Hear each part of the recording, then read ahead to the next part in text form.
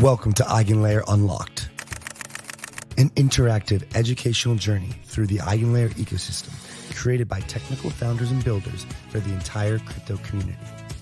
A special thank you to our partners, 𝗨𝗨, Polymer, Authentic, Skate, and Lagrange for helping to make this happen. Our goal is to raise the collective knowledge of the EigenLayer AVS ecosystem and unpack the technical designs of the top teams in space. Welcome to EigenLayer Unlocked.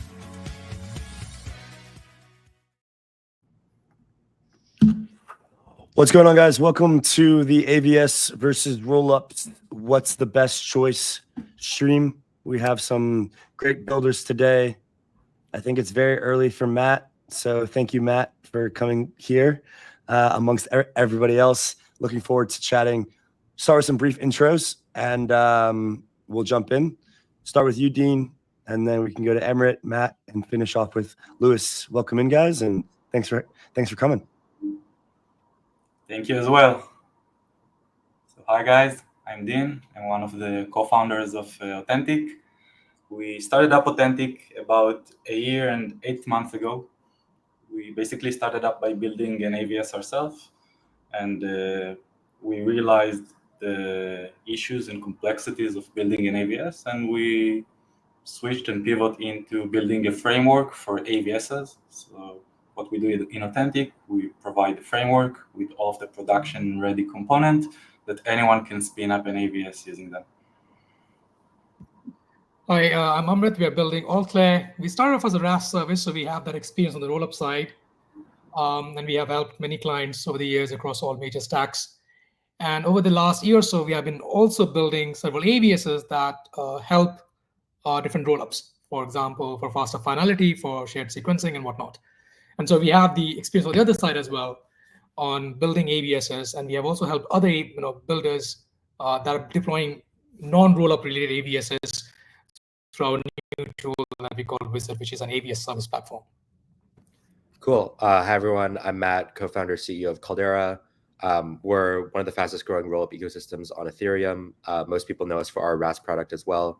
We host a bunch of chains, including Meta Network, ApeChain, Kinto, Sanko, and others. We're mostly active on the roll-up development side, but we're also like a consumer of many AVS services built by other folks. So very excited to chat. Hey guys, I'm Lewis. I'm the co-founder of Gelato. I guess I'm a repeat guest on the show. Love what you guys are doing, Andy and Robbie. Great show. And yeah, so we at Gelato also have a roll-up as a service platform that comes with a lot of integrated services and tooling like gasless relay systems, serverless functions, block explorers, everything bridges that you need one clickable on day one when you launch your roll-up. And yeah, so we also initially started out with CDK, and nowadays are mostly supporting OP and Arbitrum chains. And from start to mainnet really. And yeah, I guess some of the more notable chains we have are Raya on Orbit. It's a perpdex ecosystem, and that's one of the higher TVL chains. And then in terms of usage, like games like Playnance, yeah, that's one of the notable examples, I would say. Awesome, guys. Thanks for coming out and taking part in this conversation. This partially stemmed from a technical presentation, actually, Dean, with Yarden about some of the components and differences between AVSs and roll-ups, as well as a tweet that we put out, and generally just kind of seeing the sentiment around this. We kind of realized that people are in the community are looking for some kind of explanation as to kind of some of the key differences, as well as builders who are trying to look to where to build. And so I think to start off the conversation, I'd like to understand from your perspectives how we're thinking about and what is the correct way to think about the differences in AVSs versus roll-ups, from the idea that roll-ups are really good for pushing state transition functions to an L1. These are fully on-chain. From roll-up blocks get fully posted on chain to Ethereum L1, whereas AVSs are really kind of in this kind of off-chain computation, on-chain service provider-esque use case. And there's a lot to unpack here. So I think like the best way to start is just, what is the correct way to think about the relationship between AVSs and rollups, and some of the key differences as far as a mental model goes? Amrit, we'll start with you guys, and as always, feel free to chime in, keep the conversation rolling. Doesn't have to come back to us. So I probably have a probably different take to most of the other people that I've discussed with. So for me, I mean, before we talk about AVS, you have to see what's actually underneath AVS. AVS is simply a term that allows you to build services. Underneath, what you're using is essentially a restaking mechanism, right? So borrowing security from some chain, in EigenLayer's case, it's Ethereum, and you're using that security to build something, right? In theory, it doesn't stop you to build anything. You could basically build a blockchain, like literally, you can build a POS network out of that, and no one is stopping you from doing that. And now, if you can build a POS chain using EigenLayer's restaking mechanism, then you can actually, you're basically building a block, basically building a rollup, right? Rollup is no different from blockchain in that sense. So I would say it's not that AVS or restaking limits you in any way whatsoever in building rollups. Rollup could be potentially an outcome of restaking and AVSs. Now that's kind of the reality, or that's kind of the theory, or what it can actually allow you to build. And then there are kind of practical scenarios where what is actually restaking being used currently today, and this is where I agree that it's used in a very outsourced compute kind of scenario, where you can build a chain link like Oracle and it gives you output every X seconds or whatever, or it could be a ZK coprocessor that computes something, gives you back. But it doesn't stop you from using restaking as a primitive to actually build a proper blockchain. You could. So basically, you could, for example, if you're thinking of building a rollup, you could actually build it entirely through restaking. So you could say, instead of having a centralized sequencer, I'm going to have a bunch of nodes that again are built through AVS, and that will have some sort of rotation mechanism to sequence blocks. You could have a ZK prover network that again is an AVS. In case of optimistic rollups, you could have a network of nodes that are acting as a watchtower network, or a network of nodes that are basically validating your network and so on. So in theory, you can build anything that you want, including a blockchain, literally. So why not rollup? But of course, in practical terms, in reality, people are building different things that are not necessarily a stateful machine in that sense. Yeah, I fully agree. I think the cool thing with AVSs is they are not necessarily blockchains, as Amrit says. Like you can see a bunch of different use cases that most of them are off-chain computation. And I think the thing that most of them have in common is some trusting point. Like usually when we have some critical point where we need to trust and we want to decentralize this trusting point, we can use an AVS as the right solution for that. This is why, if we look at the industry that we have today in the crypto space, we have some trusting points within them, like bridges. We need to trust the bridge. We have some trusting points with I don't know, like plenty of things, but sequencers, like centralized sequencers, when we need to trust the sequencer, we can take each and every one of them and transform it into an AVS and basically solve the problem where we have those centralized entities where we need to trust them. Yeah, maybe I'll jump in here as well. I mean, I totally agree with what you both have said. I think one key difference between the rollup model and AVSs are that, what rollups fundamentally do is like they work by inheriting the properties of like some decentralized system like Ethereum without necessarily needing to be decentralized themselves, right? So whether it's an optimistic rollup or a ZK rollup, what they're doing basically is they're doing some execution, then they're proving correctness of the execution to Ethereum. And I think like, the benefits you get out of that, are you don't necessarily need to be maximally decentralized, right? Like you can have centralized execution, you can have centralized sequencing in some case, and you're still inheriting some properties. While an AVS, while it's a system that's also secured by Ethereum, it's a very different model, right? You're basically building new decentralized systems using Ethereum as like your asset for proof of stake, or other tokens, alt layer token, etc. And so I think these things they lend themselves well to very different problems. I think a lot of the problems we talk about when we when we talk about like AVSs, the reason why they're being used for a lot of these kind of like off-chain compute types of services is because those oftentimes, you know, they're ones where you basically need trustlessness with like low latency, right? Like, you know, decentralized sequencing, you want to agree on a decentralized kind of ordering of transactions with many different players. That's, you know, you can't really do that with the rollup model, right? Oracles, you know, you need the oracles to post data every few seconds to the chain. You know, you can do that in like a centralized optimistic or even ZK way, sort of like a rollup would, but there are reasons for liveness purposes why you might want to decentralize the set of nodes that are doing that. And so, you know, the kind of nice thing is like there is a lot of overlap in terms of the use cases you can build. Like you can build an Oracle system kind of like a rollup, you know, especially with ZK, where you have some, you know, thing and you're sending maybe ZK proofs of like ZK TLS that like this data source Bloomberg is telling me XYZ thing. Here it is. But like, of course, I think there are reasons why you'd want to build that as an AVS, and there are reasons why you would want to build a blockchain, likely like with a rollup system as well, mostly for efficiency purposes, because you don't need that really high like kind of like settlement latency or trustlessness at like every single point of the stack. And so like they're sort of like, there are like two things that can solve the same problem, like basically from like kind of like different directions. Yeah, I think the way I would frame it is, first of all, like, I mean, rollups and AVSs are, like, I think AVS is just a very general term that also is a bit, maybe has evolved from what it meant originally. I think very originally the term was invented by EigenLayer, and it meant using restaking as well, restaked ETH, with flashing conditions attached to that ETH. The cool thing about this was, okay, you can now make crypto economic commitments, and ultimately, like, we want these commitments, right? Like a blockchain is just like a bunch of commitments to an ordering of blocks and transactions. That's what it is. It's a bit like GitHub. You have commit there in the name, right?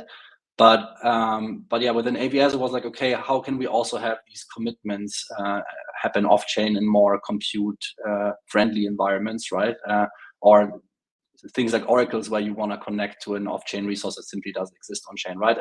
And the crux here was, okay, Ethereum stakers are looking for new opportunities of yield, right? And at the same time, use cases, off-chain use cases like oracles are potentially looking for crypto economic value so that their commitments become meaningful and secure, right? And that's what it really sort of matched. It was like, okay, let's go to the ETH or the ETH stakers and let's give them some more yield, and let's let them restake the ETH, and then they can, I don't know, run an oracle or whatnot. And ultimately, it's all about commitments to outputs and then being slashed if you actually behave incorrectly in some way, right? I mean, technically, if you look at Celestia, you could, if you don't use restaking, then you could say Celestia is also in AVS, because like if that's just about commitments, Celestia is also a blockchain that is committing to ordering of data blobs, right? And ultimately rollups are just posting the data to another blockchain, right? So that's what a rollup is. It's like, hey, a rollup posts its data to Celestia. It's like a virtual blockchain. So, but I think for me nowadays, the AVS part has lost its meaning because it's frequently used without the ETH restaking context that it was originally intended for. And I think that part of the reason is that actually the market discovered that most projects, they don't actually want ETH to secure their stuff. They want to issue their own token and have a use case for it and then secure their stuff with it, right? And so that sort of polluted the whole original vision. And nowadays, I think the term has become a bit like almost abused. I don't know how many AVSs are actually like restaking ETH and having slashable ETH conditions. So many of them are live. To be honest, I don't know. I haven't checked, right? But it seems like it's a bit hard to pin down what it means exactly nowadays, but it could mean anything. Yeah. So yeah, I think rollups are a very well-defined concept, and AVSs are not, essentially, at the moment at least. Eventually, when we think about the classic definition of rollups, they're supposed to be scaling solutions for Ethereum. But recently, like in the past few years, many protocols use them very similar to like app chains. And you know, when we look at AVSs and rollups, as you said before, like the two solve different problems. Basically, when you need a blockchain, when you need to pass value from one point to another, when you need to have a place where you can write your own smart contract on top of, when you need to have basically a blockchain, you can use a rollup for that. But if you need some sort of place where you need to run an off-chain computation and to make it in a decentralized manner, this is where you can use an AVS for. And I think the cool thing with shared security, what it opened up, it's the ability to bootstrap those kind of network very easy and very fast than it was before. Because bootstrapping a network with many operators that run your node software was a very hard problem, and restaking, this is exactly what it solves. Yeah, I would say that maybe just quickly, I think you sort of have these three solutions. You have TEs, that's for like trusted execution environments, right? Like for trusted compute, but it's sort of, you're relying on this very specific piece of technology, like has centralization, you're trusting Intel and so on. Then you have AVSs with restaking. Originally, the idea was to have crypto economic commitments and security, right? Like something that the space loves and has a lot of. I mean, for example, Ethereum is a crypto economic phenomenon, right? Like proof of stake itself sort of is. And then you have ZK and ZK Computer, right? And these sort of three solutions are, I guess, better or worse for some use cases and others, and that's where this is coming from, I suppose. And probably, I think the idea with AVS is just to make it easier for projects to basically have crypto economic commitments like multi-sigs, like Oracle's used to have, and get stake and get value in, right? Like that's maybe like the template for that, right? To make that easier, to lower the friction there for project developers. So yesterday, Rob and I had a podcast with Tarun from Gauntlet about restaking as a concept, and kind of about how he's thinking about this as from like a security perspective. And there was a lot of analogies that he drew for restaking towards traditional, unironically, the idea of CDOs in mortgages and bonds, and this like TradFi and financial concept of basically like we can think about this idea of operators and their relationship between AVSs and LRTs as this kind of as a similar relationship as a CDO has with all of these different mortgages that it has as their AVSs.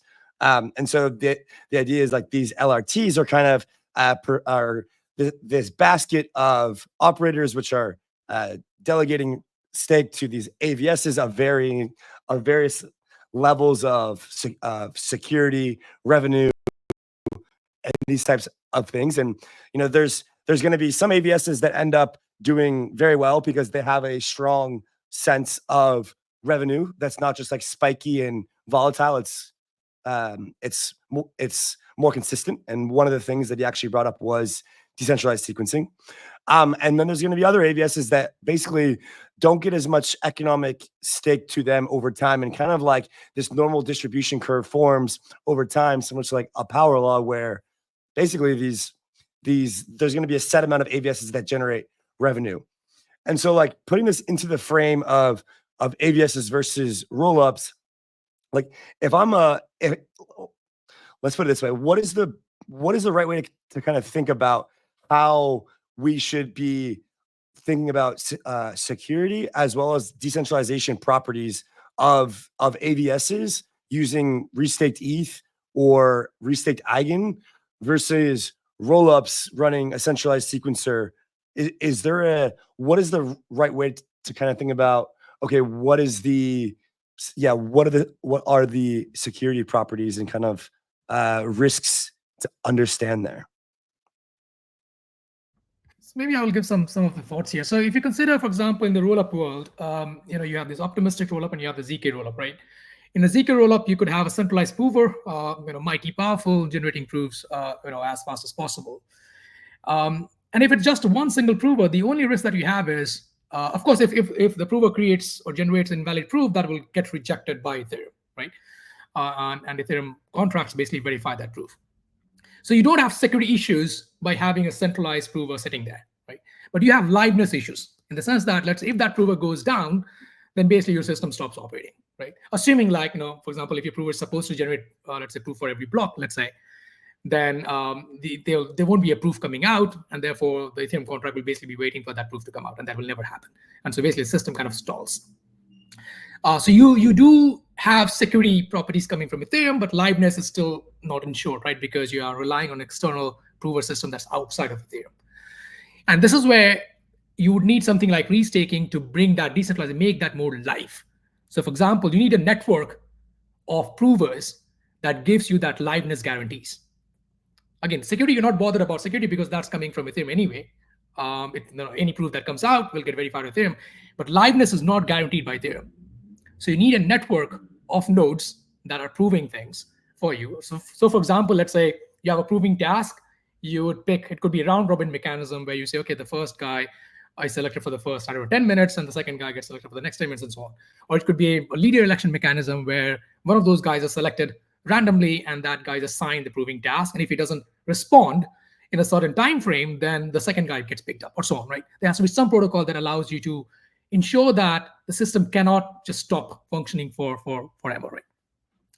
So I would say you are borrowing security from Ethereum, but liveness is something that you get from something like building a network through EigenLayer's restaking mechanism. Now, this is on the ZK side. You can do a similar thing with optimistic rollups as well. So for example, optimistic rollups, you could, again, do the decentralized sequencing part, but that again is for liveness. So for example, even if you have a rollup with a centralized sequencer, you could still, let's say the sequencer goes down, you still have mechanisms on chain to basically force your transactions in. Yes, it's not ideal because user has to basically pay L1 fees, and there's a certain time delay. I think in case of Arbitrum, it's 24 hours or something. So there's a certain time delay, and so it's not ideal, but at least the system will keep on working, right? But you still have, you could imagine, for example, the security system where you want someone in the network to ensure that when an invalid state gets sent to Ethereum, that gets challenged, right? And if, let's say, no one challenges it, that will just keep on running, basically. No one will detect that anything, or unless someone at the social layer picks it up and so on, right? So now this is where you would need a decentralized network of nodes to actually guarantee security of the system, right? And the property that you want is at least one node is out there that's observing, and if something goes bad, it actually goes and challenges. And that, again, you can build through a decentralized network through EigenLayer's restaking mechanism.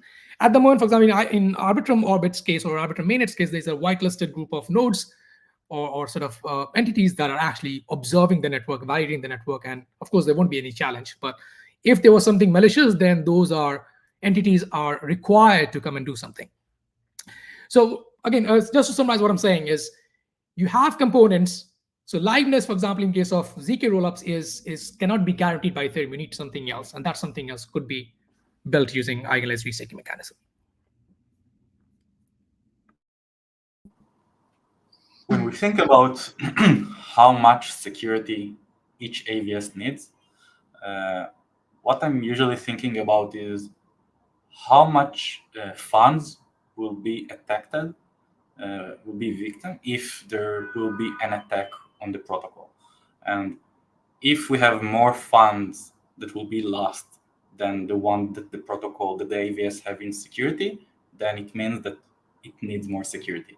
If it's kind of equal, it also means that it needs more security, but the security needs to be higher than the attack fund. And this is usually like, when I think about it, that's the question. That's the answer to how much security the AVS needs. And some AVSs trying to maximize the amount of security they have. I'm not necessarily sure that's the right approach, because this security has some cost. So they should probably aim to the right amount of which they actually need, and not just to maximize it. Yeah, I think that is spot on. And just to bring in, like, again, some of the information that we heard last night on this podcast with Tarun was that the way that AVSs are kind of valuing how much security that they need is undergone some changes in recent times. So it used to be that, you know, everything was kind of mixed in this very like pool model of security, but there was a risk of cascading liquidations in the sense of like cascading security breaches. If, you know, there's a significant slashing event and maybe an operator slash like 10 ETH or so, you know, and they're using that same 10 ETH to secure 2 different AVSs, then the slashing event on AVS A also affects AVS B, and AVS B loses some economic security, even though there wasn't a security breach on it. And so EigenLayer adjusted their model so that now there is almost like a reserve ratio. And so EigenLayer has like a unique stake, and maybe, you know, Rollup B has 25% unique stake. And so if I have 100 ETH, there's, you know, 25% of it is uniquely staked in AVSB, but then 75 of it I can also use for Rollup B and or AVS A and AVS B at the same time. And so there might be certain AVS use cases that necessitate more unique stake than pooled stake. And so this is part of the like the optimization function or the security function that I think we anticipate AVSs are going to calculate. Basically, what is like the maximum worst case scenario of a black swan event? You know, in some AVS use cases, like I think the example last night was an oracle maybe can only change the market price by, you know, a few basis point or percent, and so the maximum impact that it could have is actually quite small. And so you don't need a large unique stake ratio for that. But for the case of a decentralized or a sequencer, you know, it could potentially steal all of the roll-up funds. And so the unique stake would have to be quite high for that AVS. And so with that being said, I think, you know, there are multiple different use cases. We're going to see AVSs set those parameters in a few different ways. But I think all of this is still very early, and we haven't seen it play out yet. Slashing is still not live. And so it is going to end up being up to the AVSs. Now, I do think one thing is true, that this is going to be a much more dynamic system than we've seen in TradFi or in the rollup space yet, like up until this point. And so, yeah, maybe, you know, in an optimistic rollup, you know, there's a challenge period and it takes 7 days. And as long as we have a challenger in that 7 days, everything's fine. But if we have AVSs coordinating and connected to other AVSs, everything gets triggered almost automatically.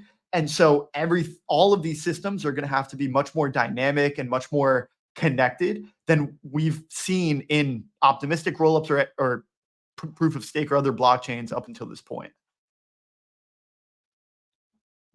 True. I mean, just to give color to it, like in Ethereum today, again, depending on certain scenarios, if you're a validator and if you have put, let's say, 32 ETH to secure the network, it's possible in the absolute worst case scenario that your 32 ETH will get slashed in the entirety of it.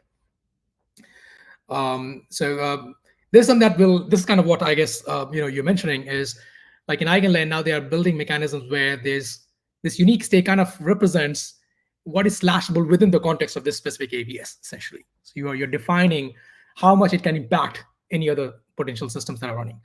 But yeah, if you compare this with something like, Ethereum today, because Ethereum is serving one single chain, one single service, of course, there's a lot of things built on top of Ethereum. But in the absolute worst case, it's possible that a validator can lose everything, the entirety of its stake, simply because the entire stake is actually being used to secure that entire service, which is Ethereum in that case. Yeah, and you mentioned liveness, right? And so the way that I see and am understanding, there's safety and then there's liveness. And so an AVS, this unique stake is essentially an assurance that an AVS has over a certain amount of stake. And if there is a potential critical safety event, then the amount of unique stake that needs to get slashed is much higher. But if it's simply liveness, there's other mechanisms to take where you don't have to slash the entire amount. Maybe even just some downtime and missing out on potential rewards is enough to disincentivize some liveness outage. And Okay, I guess yeah.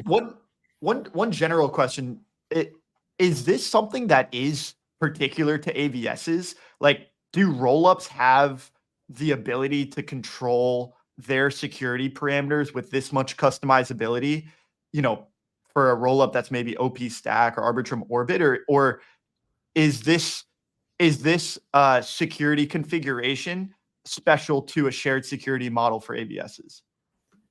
No, as far as I know, so OP stack doesn't have fraud proof quite yet. I mean, they had it and they reverted it for some, I think there's some bugs in there. Arbitrum has it. Now they're building a decentralized challenger mechanism, basically, where anyone can become a challenger, which is called BOLD, B-O-L-D. And they have defined how much stake you have to put.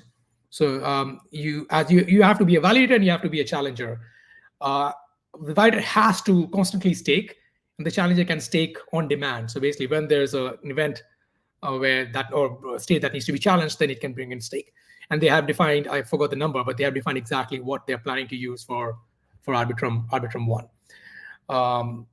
And so yes, there's this. Of course, they have flexibility in what that number could look like. And they have chosen a certain number depending on, I guess, different parameters that Arbitrum 1 has. And maybe that will be configurable based on chains that are using Arbitrum Orbit, not necessarily Arbitrum main, like Arbitrum mainnet, Arbitrum 1. So I would say there will be potentially some configurability there.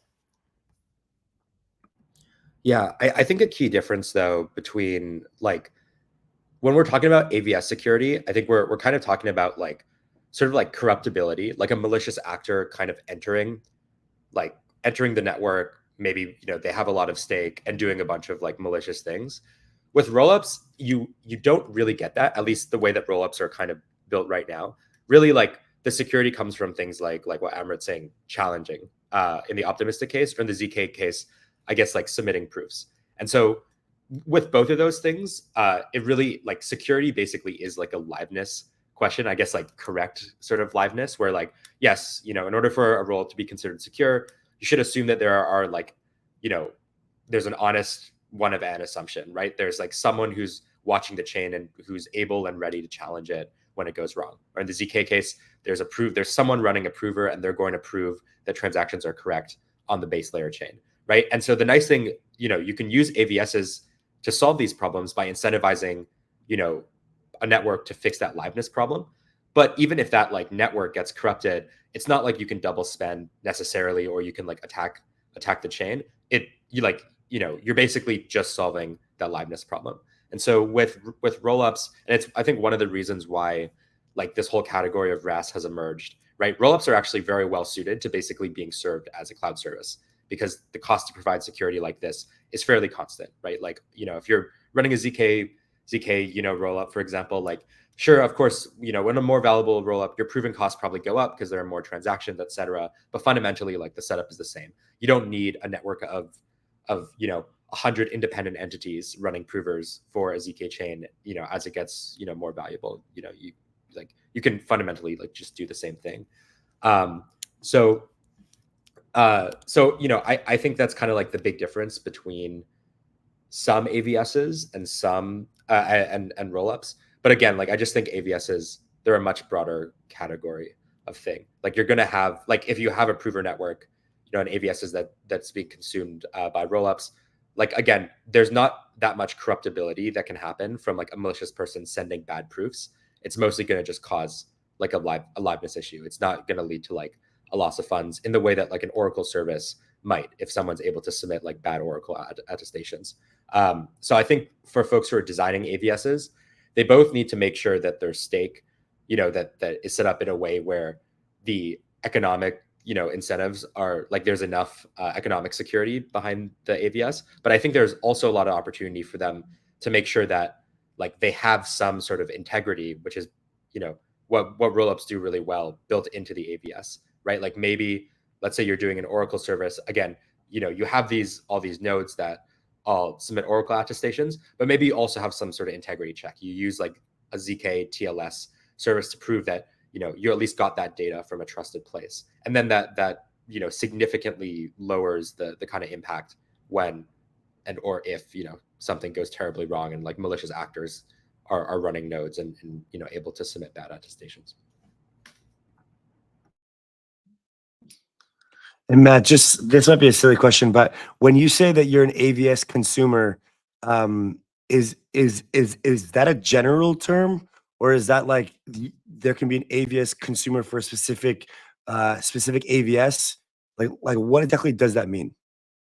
Oh, I think for us, all it means is like we work with AVSs and like we consume their services. So like, you know, teams like Lagrange, which, you know, is working on ZK prover networks, where, you know, in talks with them. We work with a team called Predicate, which is building an AVS to do like kind of like on-chain transaction security. And so, you know, we view like Rollups as really good kind of like initial kind of customers for a lot of these people who are building AVSs to do specific things. And so we're really eager to like integrate with a bunch of AVSs all across the stack. Yeah, okay, great. So let's kind of shift towards AVS and Rollups for the remaining 10, 12 minutes here, and kind of dive into that a bit more. So the big AVS that everybody knows is EigenDA. Basically, Rollups can use EigenDA for their data availability needs, super high throughput.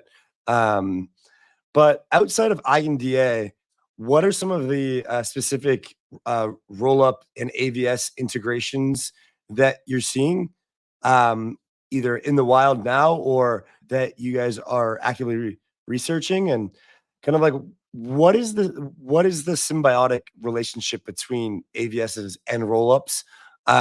Because I think this could get to a point where Rollups are like the biggest consumers of these AVSs, kind of as you're saying, Matt, to a certain extent, where there's like 20 plus services being offered or more by these AVSs to Rollups. And it's almost like you could just pick from this marketplace of different AVSs to help boost the performance of your rollup based on a given amount of customizations. So, you know, is this something that we expect to see happen in what you know, areas or niches, and kind of what are you guys seeing now that's particularly exciting for this kind of combination of AVSs and Rollups? So from what we see here in Authentic is that one of the critical things for AVSs is to have a very high throughput within their network, because using this throughput, you can know who should be slashed, who should get penalties, who should get reward. Basically, the entire record of the AVS of what happened, you can see through this throughput of the AVS. And most of the AVSs that using Authentic, what they do is they actually record this throughput on top of Rollups. And they can choose whatever rollup they want to have their throughput on top of it. They can deploy their smart contract on top of this rollup and to record all of their attestations, all of their AVS history over there. And this is a great way of, you know, collaborating the two. I think rollups and AVSs, they are not really competitors. They do work together in a very nice coordination, and they solve different problems for different needs. If I may add to it, like we have been discussing this for a while now, right? Decentral sequencing, you know, those sort of things that are very roll-up centric services, right? And Matt kind of hinted that in many ways, but like all these services, and we discussed liveness and, you know, safety and whatnot. But in the end, all this, in EigenLayer terms, these are objective tasks, right? And so all these things are none of them are actually intersubjective work in some sense, which means that you don't, like if you have ZK, if you have TE, you're kind of there, really. Like you don't need anything else. Other than for liveness, of course, you need more networks or more than one node to serve that. But otherwise, for safety-wise, you're kind of settled. DA is one which is non-attributable, and therefore you need kind of cryptoeconomic security through EigenLayer restaking mechanism. So I'm really hoping that more these intersubjective AVSs will be built that would expand what rollups or rollup-related AVSs are doing today. So all shared sequencing, faster finality, all of that is very objective, right? And you, as long as you have TE, you have ZK, the only reason why you need restaking is just to decentralize the network for liveness guarantees. So, but what's missing is some sort of things that are intersubjective in nature.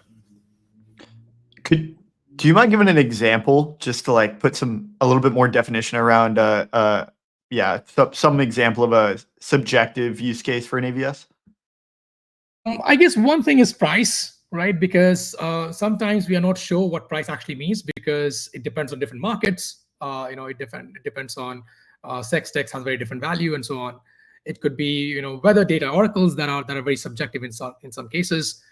It could be AI agents, for example, right?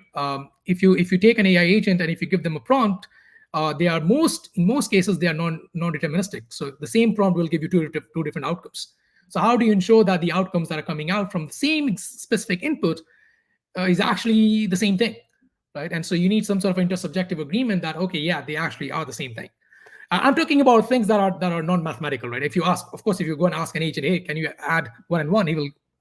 They will always give you the same output. But something that's a question that's subjective in terms of, let's say, you want to know the sentiment around EigenLayer, or the sentiment around Ethereum today, an AI agent might give you different outputs that may or may not look the same.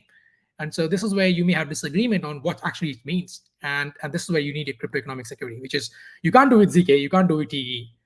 You need some committee, someone to actually agree on that outcome is actually the right outcome.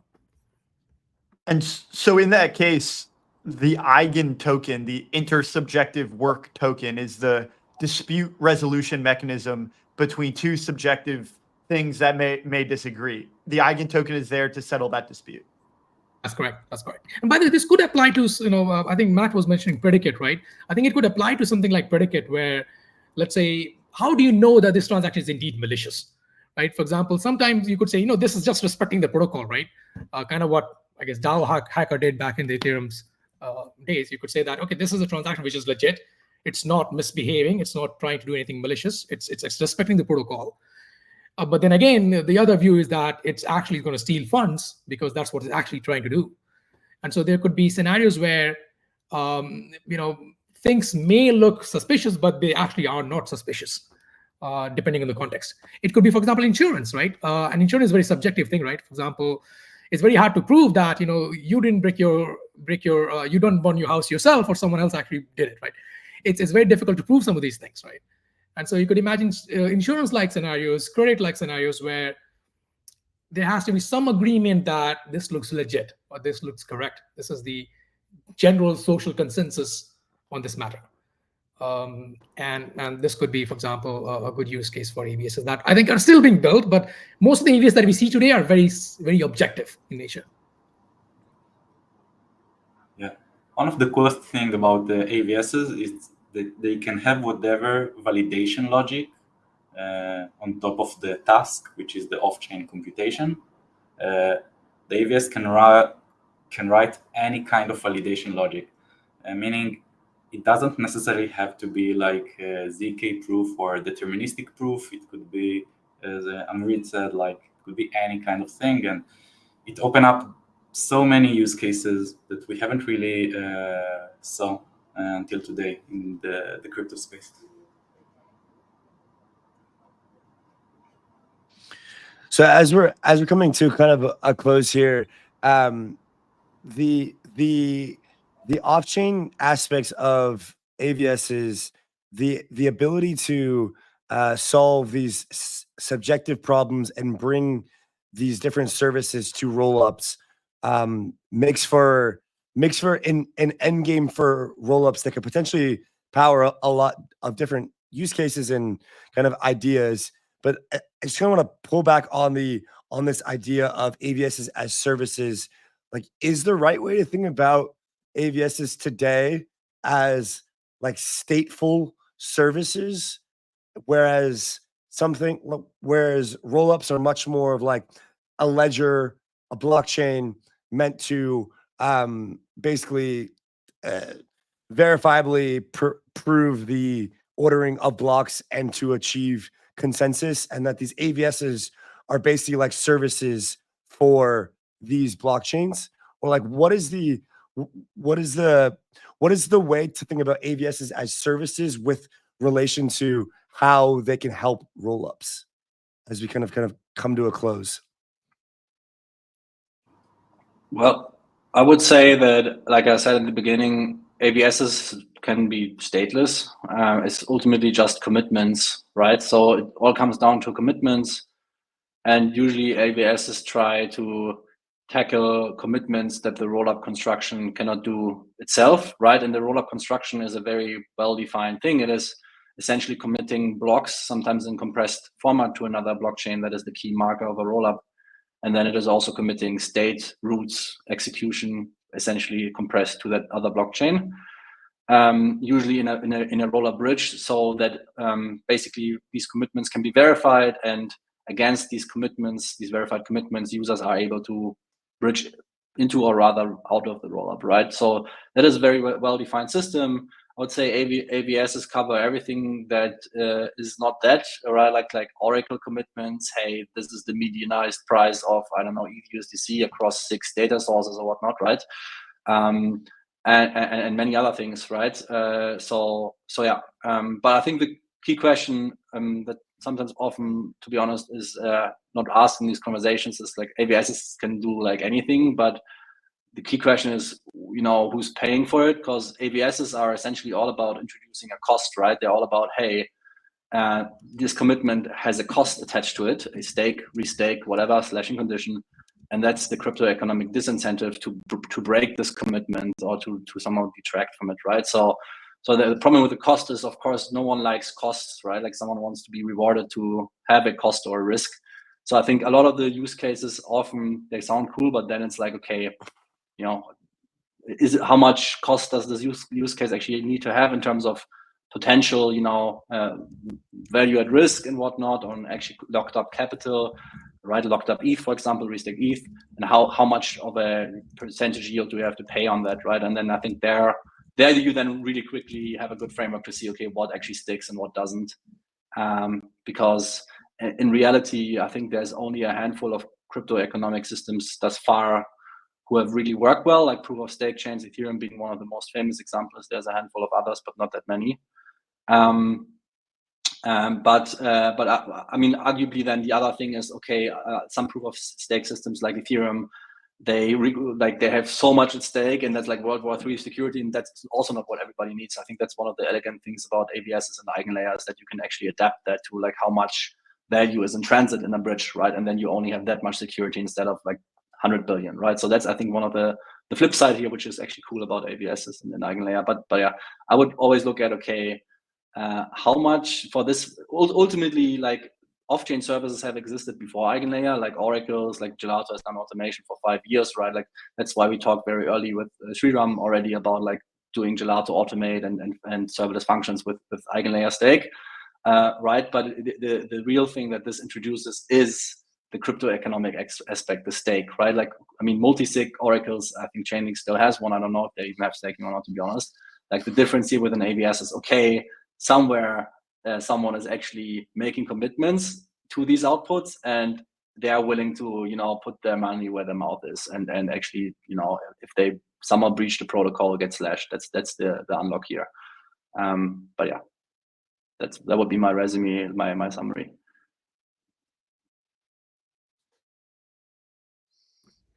I would say it'd be good to, I mean, this maybe doesn't answer your question, Andy, but it's more of a, I guess my wishful thinking, what's going to happen is, or I'm hopeful that people will build more systems that are not purely objective. And you can see that with poly market today, right? People are sometimes not happy with the way things settle, right? Because if this word was there in the final thing on whatever, Wall Street article or whatever, and there's a lot of disagreement because of that.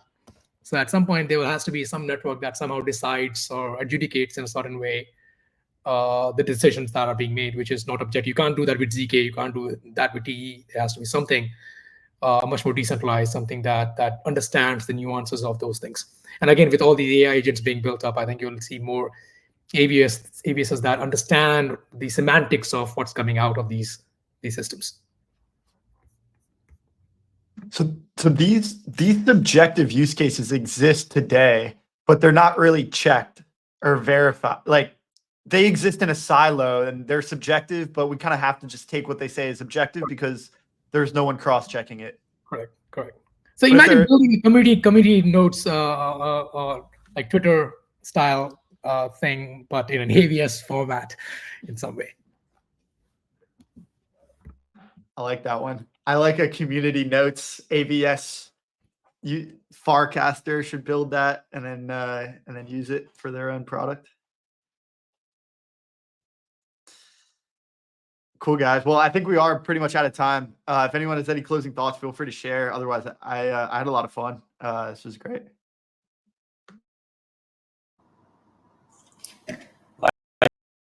Likewise, it was great discussion with everyone. Really happy to chat. Thank you guys. Thank you, Always a Andy. pleasure. Thank you, Robbie, for doing this. Oh, thanks, guys. Hopefully next time we'll see the neon lights. Absolutely. We'll make sure of it. Thanks, guys. Thank you. Thank you very much.